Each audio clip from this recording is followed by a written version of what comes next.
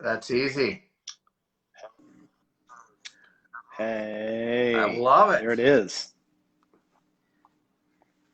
I am specifically stationed next to this cabinet, which has our Wi-Fi router. Yeah, you got it.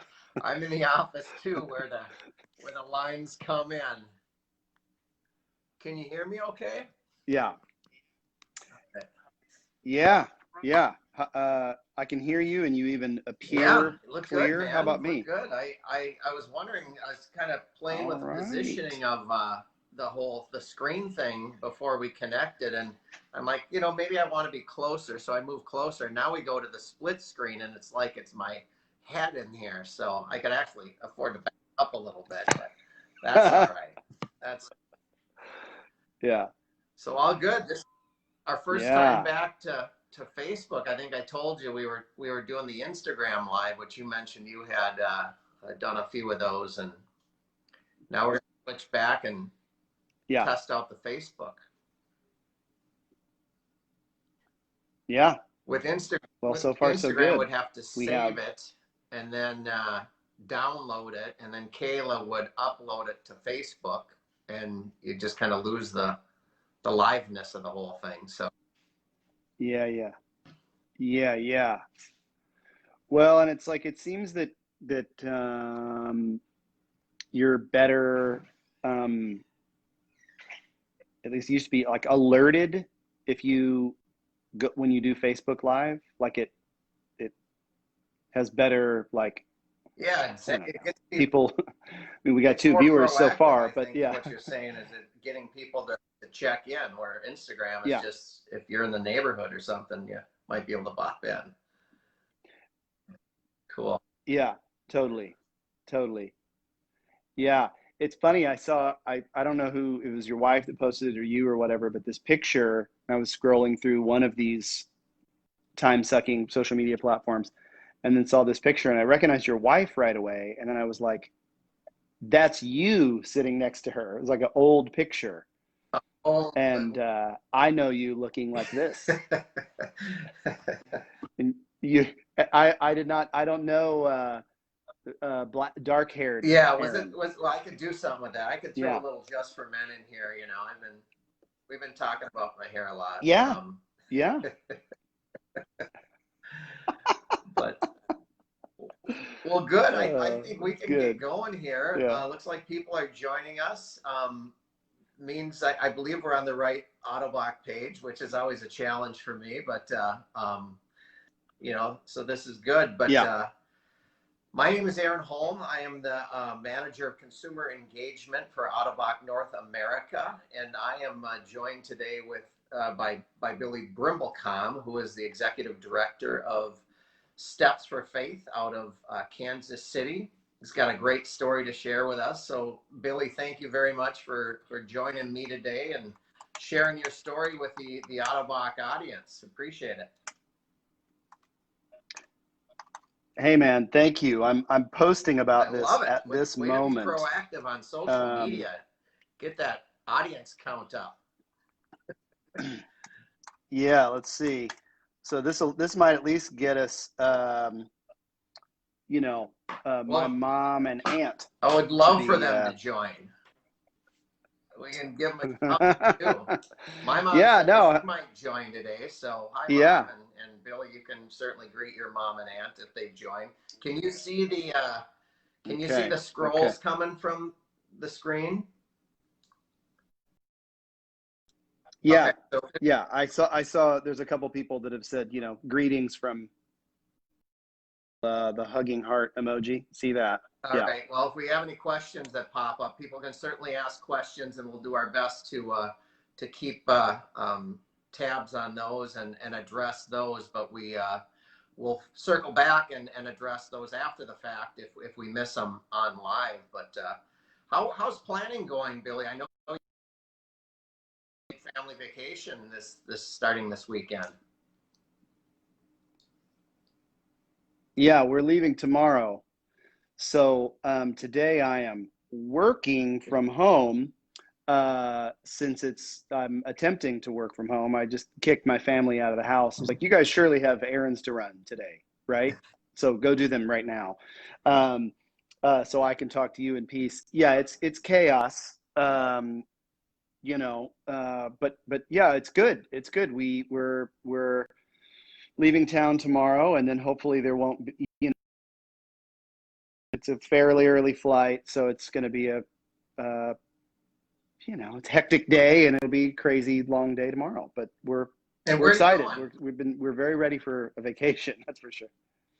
We are going to Rosemary Beach, which going? is I like to say, very un-Florida part of Florida. No disrespect, but Tom Petty, Floridian. No, it's this beautiful area, State Highway 30A. It's outside Panama City. It's all these like little tiny, beautiful beach towns, very family friendly, but without being like, touristy, Sure. if you will. So yeah, this will be our third summer going there, and we're very very excited. I think it's important to, when you do something that you don't like when other people do, to point that out. So I'm going to preface this by saying it's kind of annoying when people say like, "Oh, it's my happy place," or things like that. So I'm going to annoy everyone else and say, if I have a happy place, Rosemary Beach, I suppose, would be it.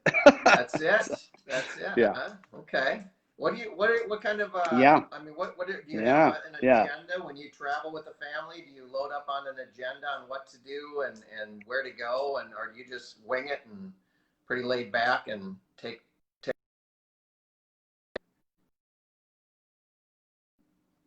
We usually like to kind of just, my wife and I are fortunate to be equally yoked when it comes to like, let's just go and see what happens. We both are planners to some extent, and since we kind of know the deal with this place where we're going, there's certain things we plan for. Last night she booked beach chairs, and paid for them online, because it's like every year you go, you learn more about how to kind of navigate being in that place, to to have it, to get the best experience out of it, you know what I mean? Sure. So but yeah, no, we know where we're staying, and it's the perfect location. It's the exact same place we stayed last summer, which was perfect. And we kind of wing it. I mean, there's some planning, but we're just going to kind of Reserving the beach just be chairs there, or chairs is key. I mean, it's nice. I mean, some vacations you got to get up at like 4 a.m. and stake your claim and have somebody hanging out there. Right. So you Yeah. pay a little bit of money to reserve your space, and Yeah. that becomes that changes the morning around the condo or the hotel, whatever you're staying in. What kind of activities you mentioned out Yeah. on the beach? Yeah. It's we're gonna the trip will pretty much consist of I'm hoping that we're not engulfed by the giant dust storm that is apparently hitting the Gulf side of Florida right now, and or rain. Both are in the forecast. But yes, there'll be a lot of swimming. So there are pools, and then definitely on the beach. So when I'm on the beach, I do that. Okay. Prosthesis on. Just because, skin fit, suction, above knee, amputee, sand, Yeah. nah, so, hard to get the leg on and off. But yeah, no, it's a little difficult to walk in, kind of cumbersome to walk even for able-bodied people in some parts of it, because it's like soft sand, but it gets harder the closer. It's more firm the closer you get to the water. And yeah, I excuse me, I have a waterproof leg cover that I'll use. So basically, I get right up to the beach, and before I even get in the sand, I take off my shoes and put on this cover, and then that it makes it so that I can wade a little bit into the ocean with the kids, which is really freeing and beautiful and great. But it also, so it's protecting my sea leg from the water, you know, since I'm kind of submerged up to, say, the ankle, occasionally up to the knee, and the cover goes up to the top of my socket, which as an AK goes all the so I don't go above that, but no, and it also protects it from the sand. So yeah, once I have that thing on and I'm on the beach, it's on until we leave the beach. Then rinse it's off great. in the pool. So yeah. Good. I bet the kids are jacked up. Yeah. They're all excited Totally. to go. Oh man, yeah. Well, especially since this has been such a weird year and we've just been like, you know, completely cooped up until recently, where we've started to you know, reintegrate to society a little bit. I feel like we always look forward to this trip, and the kids are always excited. This will be our fourth year going, so their third time. The first year was just my wife and I, just for about 3 days for our 10-year wedding anniversary. So they're super jazzed. But my point being, since there's been like less to do in general, you know, no school and those kinds of things since March, we've been talking about this for a long time. Yeah. So yeah, well, we're excited. You enjoy, and I'm glad you. Thank you again for taking the time before you for your big travel day tomorrow through the airports and things like that. But let's back up a little bit, back to Lenexa, Texas, and or Lenexa, Kansas, in your younger days, and you know, going to school, and we've talked before, and you were introduced to music at an early age. What was your inspiration? I mean, I thought about that after we talked a little bit yesterday. What got you interested in music? Yeah, someone, I should say, just said, "What's the brand of the waterproof leg cover?" I should have said that.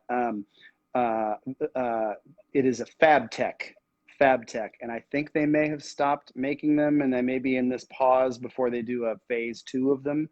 So I don't believe it's something you can currently purchase from Fabtech. Mine is kind of older, but yeah, Fabtech. Greg at Fabtech, the CEO there, is a pal. So Lenexa, Kansas. What got me into music? Was that the main question there? I mean, we'll get into your music, your life of music a little bit, but what got you introduced to music? Was it a junior high? You got a band as a mandatory class, or what was? Yeah, you know, I was I say I was like a radio kid. You know, I just loved music from ever since I can remember. And so like listened to the radio a lot, you know, and I do have a pretty distinct banging on pots and pans memory. And actually, I believe it involved this is the 80s. So this is the era of the TV tray, TV trays. And I had an ET TV tray, ET, the extraterrestrial. And I remember, rocking, banging on the ET metal tin TV tray. So yeah, no, I was just really into music from an early age. And again, it was the 80s. Originally, I wanted to play the saxophone, which was a very prominent instrument in popular music in the the mid to late 80s. And so I enrolled in you could start taking band class. And so I played the sax. Well, I wanted to play the saxophone. They made me play the clarinet for a year. Whole other story. That's kind of what they did back then. I don't know if they do now. So, you know, how do you make a kid not excited to play the saxophone anymore? Don't let him play it. So I played the clarinet. And then we got a new band director. We had a new band director coming in when I started 6th grade. And so I wanted to play the drums. I decided I wanted to play the drums. So what I should have done is technically enrolled with the 5th graders as a 6th grader, since I was playing this instrument for the first time. But I thought I'd pull a fast one and just show up to 6th grade band, not playing clarinet, but with a snare drum, and the teacher would never notice. I got away with it, but he certainly noticed in like about 5 seconds that I had no idea how to play that instrument. So, but it really started there. You know, I just was really into music. And then once I found the drums, that really kind of changed everything. And then that Christmas, you start school in August or whatever. Then I was, within a couple months after starting to play the snare drum, I had a friend in my school who was, especially for his age, was a really good guitar player. And so we were really getting into this music together, even more so, and talking about starting a band. So I was in a band in 6th grade before I even had a drum set for a few months. And he and I would jam with my one drum and his guitar. And but then for Christmas, when I was in 6th grade, I was 11, 80 something, 88 or 89. I got my first drum set. And then from there, and I remember I called him on Christmas Eve, my friend Trent. I was like, I got the drum set, we're on. And then now you just need a bus, right? Took off from there. Now you just need a bus, a tour What's bus. That? Yeah, you got your drum set for Christmas. That's right. And maybe for your birthday, ask for a tour bus.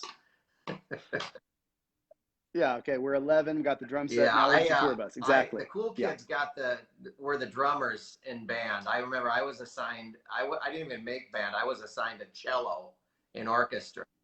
And that was not, orchestra. It wasn't a good fit for me, but I can play one heck of an MP3, so that's my level of talent, of music talent. Yeah. So that's good. So when was your first band? All right. Was in high school then? Early high school or junior high? My first band was in 6th grade. Yeah, in grade school. Yeah. My first band was in grade school, 6th grade, and my friend Trent Aylor was one of my best friends growing up, and he and I really played together off and on, even till college.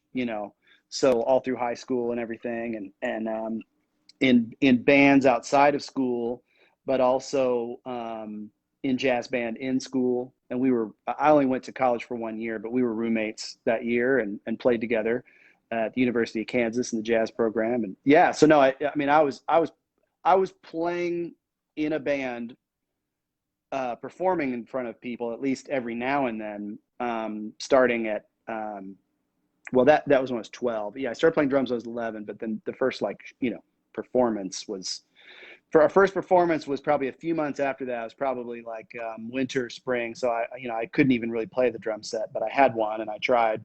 It was me and my friend Trent, my friend Jeff, for a music class. We played it was 2 guitars and a drum set, and we played a Def Leppard song, no singer, no bass player. But yeah, and then we played the talent show that year, and a few months later at my school, and looking back since. And that became that's how it all started for me. That was your lifestyle even after high school. You were in a band. I asked you yesterday how many bands you've been in, and you didn't have an answer for me because you drummed and played with so many different bands. What was that like, touring and going to different venues and traveling with the band?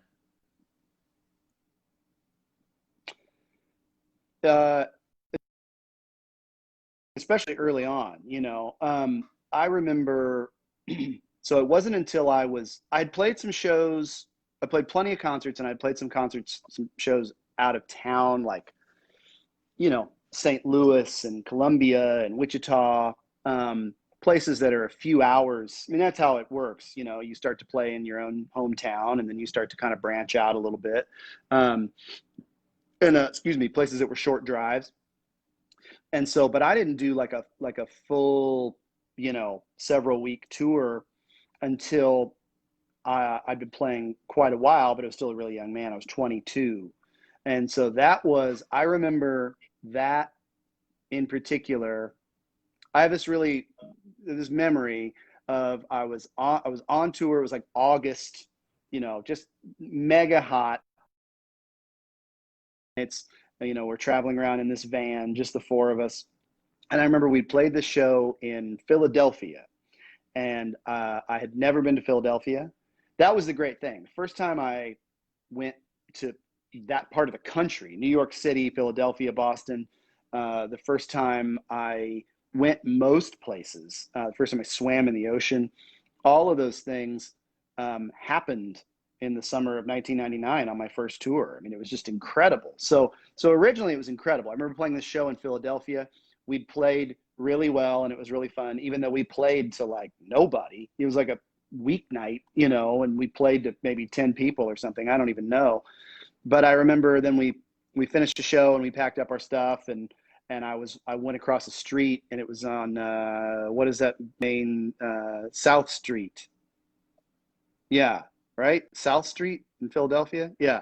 Um, anyway, and I remember I had a slice of pizza. I got a slice of pizza from this like walk up, you know, pizza window, and I'm just standing there. There's people everywhere. It's this crazy, you know, nightlife thing. I just played a show to 10 people, but I remember standing there eating a slice of pizza, and I just was like, this is incredible. I just was like, I just was so happy in that moment, sitting there, people watching, having played this show. So Sure. it Oh didn't yeah. always feel that way. You know, and fortunately, I was able to, you know, eventually actually play to some sizable audiences and whatnot. And, you know, I mean, it was touring can be hell, you know, especially at that low level. I mean, traveling tires you, you know, and so you know, and you're trapped in a small space with these people and that you're playing with, and yeah, it is a hard life to just do all the time. Yeah, it's easier when you're on a tour bus, but you know, I was reminded this past winter, having done a just 4 days touring, Hmm. when I saw you on a tour bus, and it's like I love playing shows, and that was like incredible. But like just being on the tour bus, like oh man, I remember dreaming of the tour bus because when you're in the van and you just got to drive all hours of the night and day, and it's like oh, if someone drove us and you could sleep through the night in the van in the bus, it'd be incredible. You know, and yeah, so it's like, yeah, it's a hard life, but I feel like it was a great education. You know, I got to see all of the country and a lot of the world, and Very cool. What's your learned a lot. favorite venue Yeah. you've ever played? Um, Probably Very the cool. Troubadour in Los Angeles, which is a really, yeah, not a big place. I think it only holds Good about 500 history. people, but it's been around forever. And, you know, most of my heroes have played there at some point or another. And yeah, I've had some really incredible shows there. Just being in the building there feels amazing. Yeah. First Avenue in Minneapolis is you know, another one. I'm, you know, so many of my musical heroes came from Minneapolis, and yeah, 930 Club in DC. You know, just like really famous places have been around forever. But yeah, if I had to Cool. pick Very one, I'd cool. probably say the Troubadour. Uh, Yeah. 2005, you suffered a bit of a setback in your personal life, and you had mentioned yesterday the band had just, I think, did you say they had just come out with a new album, and you're getting ready to go on tour? Why don't you share that a little bit? Yeah. Yeah. So yeah, in 2005, the beginning of 2005, I had a pretty new band. There's a band started in 2004 called Blackpool Lights, and that music is on Spotify and wherever you stream your music. Blackpool, one word, as in like Blackpool, England, and then Lights. Um, uh, yeah, so 2005, Blackpool Lights started in 2004, and we played our very first show, and then I had been going through a series of tests around that point at the beginning of the year, because I'd had pain in my ankle for off and on for 6 years and didn't know what it was. And I thought it was nerve damage. And yeah, long story really short, Blackpool Lights played our first show, and then a week later I found out I had cancer. So, and then that cancer turned out to be Ewing's sarcoma. I was 28 years old. And yeah, so I mean, yeah, it was a crazy, you know, that was terrible and really scary. And um, you know, a bunch of other tests to see if the cancer was anywhere else. And fortunately, it was just a big tumor and localized to there. But my doctor had said, if it is a sarcoma, you have to remove the sarcoma and everything that it touches. Okay, so quickly got into chemotherapy, and I knew that I had about this again, beginning of '05. I knew I had basically the rest of the year to kind of deal with this. You know, that I'd be dealing with this. I'd be in chemo. There'd be a surgery in the middle of everything, and yeah, that felt like, you know, all the plans for the band were like paused. But even with that, we recorded the album, it kind of was recorded throughout that year, but I recorded the drums kind of right away. Like, okay, I'm still feel fine now, even after I've started chemo. And so I'd already lost my hair after one round of chemo, but we went in and recorded the drums for that record over 2 days in the winter of '05. And fast forward August 4th, 2005. In order to get clear margins so that they can get rid of the cancer and do their best so that it doesn't come back, they felt they needed to amputate my left leg 3 inches above the knee. As I told you, I felt really lucky that the orthopedist to help me with that, to diagnose me and to do that surgery, happened to be one of the most renowned in the country, Dr. Howard Rosenthal.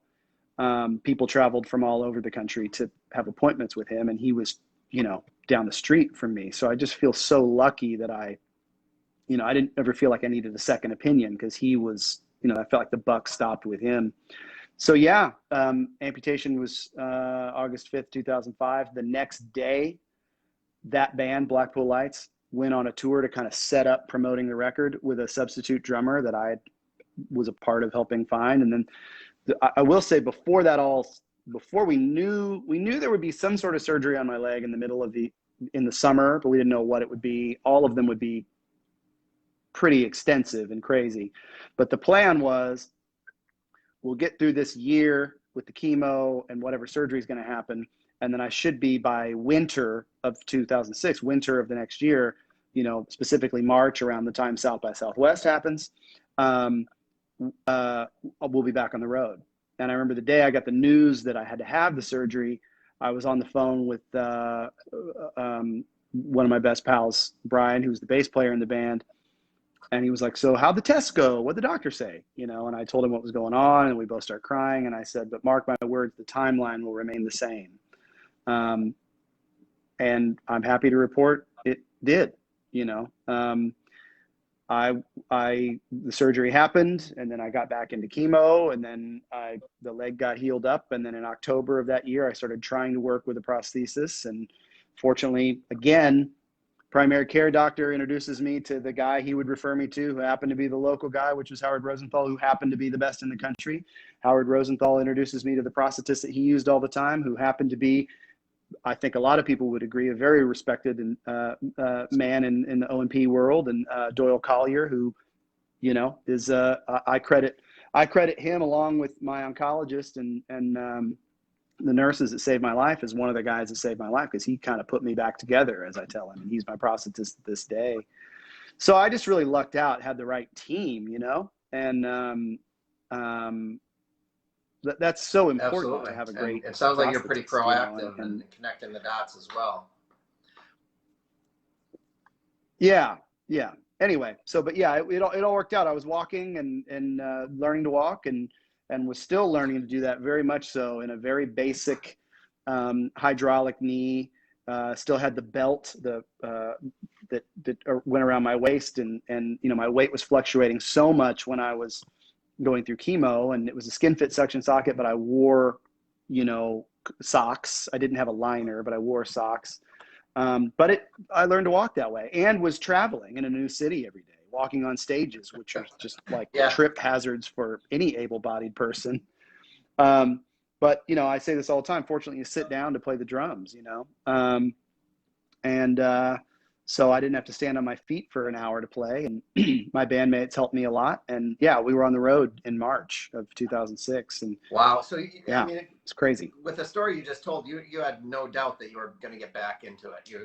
There wasn't a doubt in your mind that once you get through the chemo and the treatments and get fit for a prosthetic, you were back to the lifestyle that you had come to appreciate and know. That was the plan. It's funny, because in retrospect, dying was never on the radar, even though it was very much on my doctor's radar, which is why they did what they did to save my life. I just was worried about losing my leg. And then once I realized that was going to happen, it was like, what do we got to do to get through this? What do we got to do to move forward? And Thomas Leonard, that's funny. He never knew I lost my leg till now. That's a joke. Anyway, It's just a but small community, isn't it? anyway, only, only. that is truly funny, Nice Thomas. work, Thomas. Yeah. Anyway, do you know Thomas, know. Aaron? Do you know him? Yeah. That's You know great. Thomas? Yeah. Anyway, he's a good dude. Anyway, but so yeah. Anyway, I lost my train of thought. No, yeah, okay, yeah, it was all. It just was always kind of like, especially after that happened to me. I just kind of wanted to. I just felt like, yeah, you sit down to play the drums. I can still do this. So Yeah. clearly I'm meant to Yep. still do this. And I was right, definitely at the time. Yeah. So I just feel really and lucky. you were fit with a mechanical knee initially, and then that was 14 years ago probably, and you're currently wearing a sea leg. You said, right? How was the transition to the sea leg? Yeah. Oh, Thomas, how you lost it? Okay. Okay. Either way, I thought you were making a joke, which was a good one. The way we read it. Either way, it's funny. Yeah, Ewing sarcoma, Thomas. Yeah. I'm only half reading this as I'm paying attention to talking to you. Okay. Oh, it was night and day. I mean, seriously, again, I was traveling the country with that mechanical knee and walking very slowly and very cautiously and that kind of thing. But I remember in Doyle's,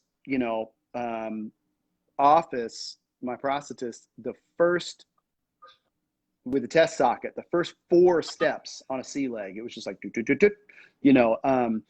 it was like I instantly felt more safe, comfortable, walked, more normal, faster.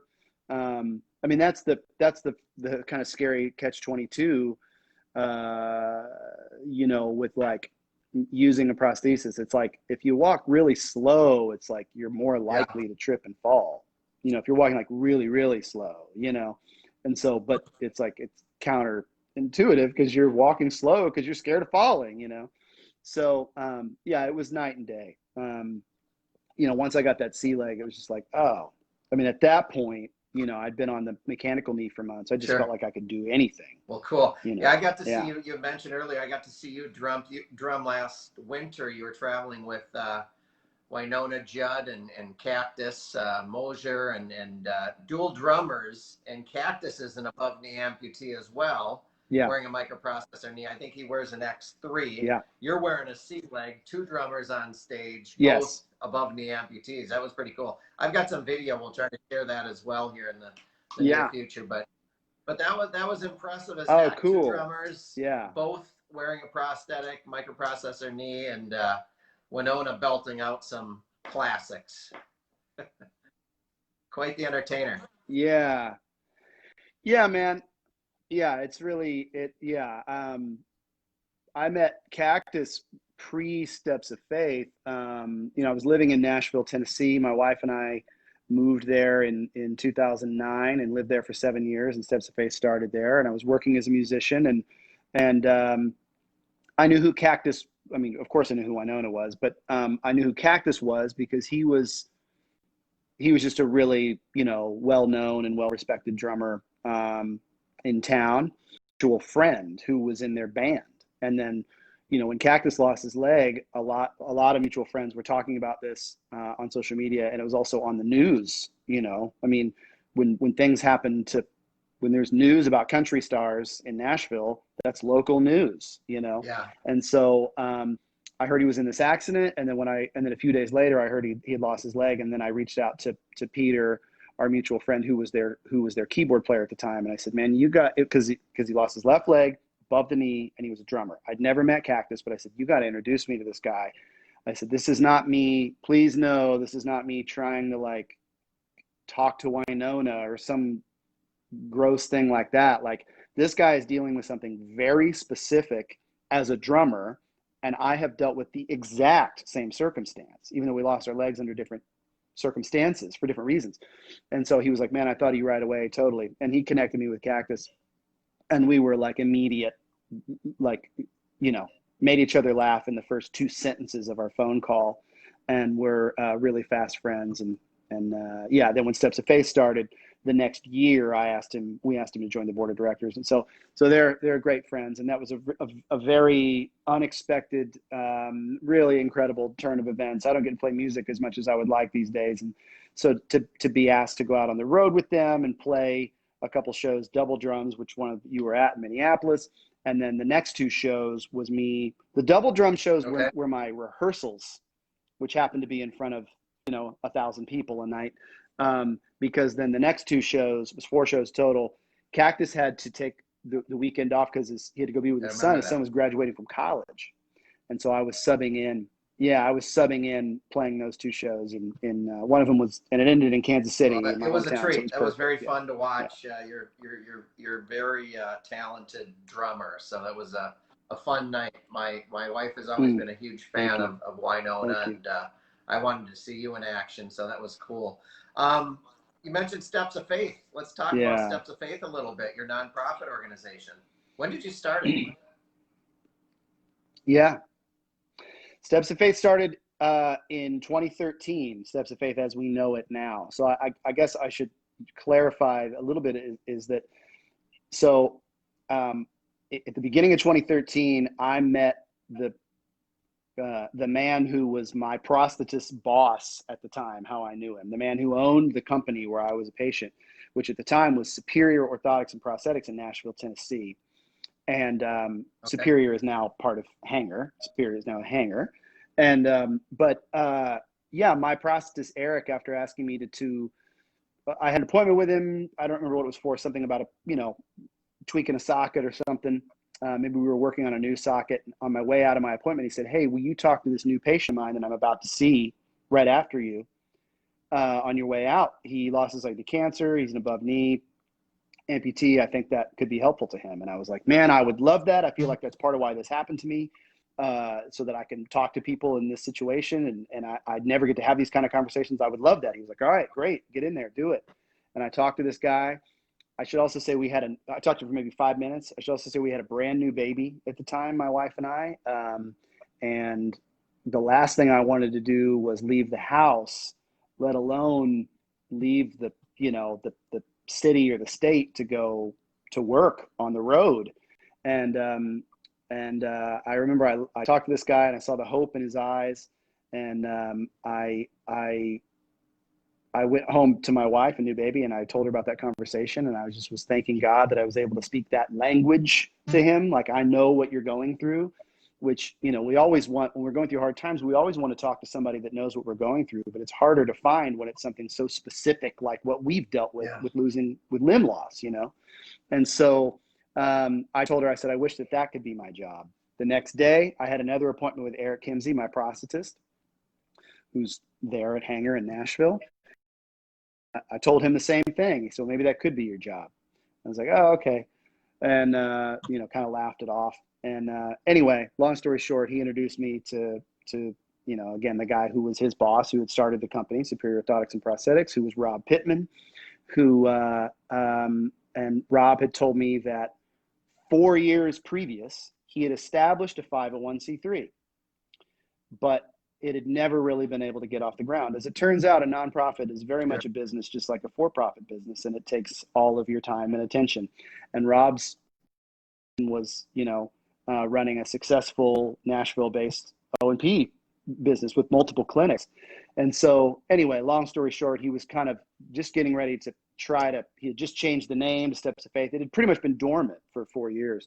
But it was a great idea he had with 501c3 status, which was to help amputees that had come into his clinic that had no health insurance and no other way to pay for a prosthesis. And they just needed to get back to work, or back to whatever it was they were doing, back to their mobility, back to possibilities.